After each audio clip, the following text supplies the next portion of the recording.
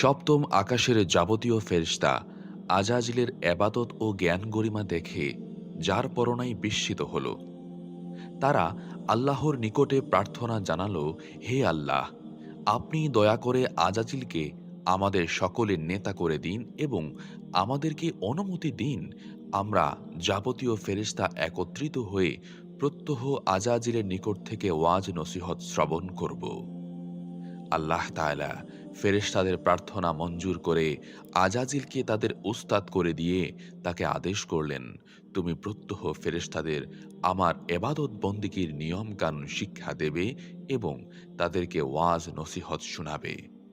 তখন হতে আজাজিল মুআল্লিমুল মালাকাত অর্থাৎ ফেরেশতাদের শিক্ষক উপাধি লাভ করে লাউহে মাহফুজের নিচে একটি সুবর্ণ সিংহাসনে উপবেশন করেন।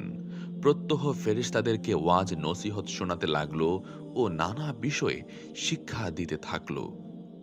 যদিও আজাজিল জিন জাতি ছিল, তথাপি সে ফেরেশতাদের নেতৃত্ব লাভ করার পর হতে ফেরেশতাগণ সকলেই তার বংশের কথা ভুলে গিয়ে তেও আল্লাহর অবাধ্য হবে এবং তার উপরে আল্লাহর অভিসম্পাত বর্ষিত হবে।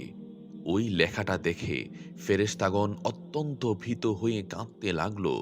আজাজিল তাদেরকে ক্রন্দন করার কারণ জিজ্ঞেস করলে তারা উত্তর করল যে, লাউহে মাহফুজে লিখিত রয়েছে আমাদের মধ্যেই কোনো একজনের উপর আল্লাহর অভিসম্পাত বর্ষিত হবে।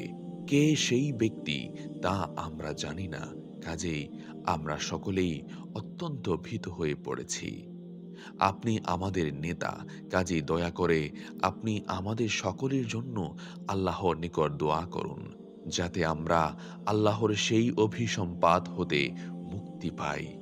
আজাজিল তখনই ফেরেশতাদের জন্য আল্লাহর নিকট দোয়া করল, কিন্তু সে নিজের জন্য কোনো প্রার্থনাই করল না। উক্ত ঘটনার কিছু কাল পর একদা আল্লাহ তাআলা ফেরেশতাদেরকে সম্বোধন করে বললেন, ইন্নী জাইলুম ফিল আরদি খলিফা, অর্থাৎ পৃথিবীতে আমার প্রতিনিধি সৃষ্টি করব। এভাবে আল্লাহ তাআলা আদম ও হাওয়া আলাইহিস সালামকে সৃষ্টি করলেন।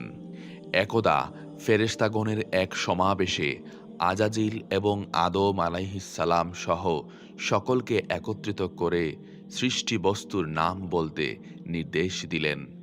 ফেরেশতাগণ তাতে অক্ষমতা প্রকাশ করল। তখন আদমকে নির্দেশ দেওয়ার সাথে সাথে তিনি সব কিছুর নাম বলে দিলেন। এতে ফেরেশতাগণের উপর আদম আলাইহিস সালামের শ্রেষ্ঠত্ব প্রমাণিত হল। অতঃপর আল্লাহ তাআলা ফেরেশতাদের আদেশ করলেন, হে ফেরেশতাগণ, তোমরা সকলে আদমকে সিজদা করো। আল্লাহ তাআলার আদেশ পাওয়া মাত্রই যাবতীয় ফেরেশতা হযরত আদম আলাইহিস সালামকে সিজদা করল, কিন্তু একমাত্র আজাজিল সিজদা করল না। আল্লাহর আদেশ অমান্য করায় তখনই আজাজিলের গলায় লানতের বেড়ি পরিয়ে দেয়া হলো। তখন হতে তার নাম হলো ইবলিস, অর্থাৎ ঘৃণিত বা অভিশপ্ত। ফেরেশতাগণ সিজদা হতে মাথা উঠিয়ে ইবলিসের দুর্দশা দেখে তারা ভয়ে থর থর করে কাঁপতে কাঁপতে স্বেচ্ছায় পুনরায় আরও একটি সিজদা করল। এই জন্য আমাদের প্রতি নামাজের প্রত্যেক রাকাতে ২টি করে সিজদা করার আদেশ দেয়া হয়েছে। একটি সিজদা করা ফেরেশতাগণের প্রতি আল্লাহ তাআলার আদেশ ছিল এবং অপর সিজদাটি তারা নিজেদের উপরে নিজেরা অবশ্য করণীয় মনে করে নিয়েছিল। আল্লাহ তাআলা ইবলিসকে জিজ্ঞেস করলেন, হে ইবলিস, তুই কেন আদমকে সিজদা করছিস না? ইবলিস গর্ব ভরে উত্তর করল, আমি আদমকে সিজদা করতে পারি না, যেহেতু আমি আদম অপেক্ষা শ্রেষ্ঠ।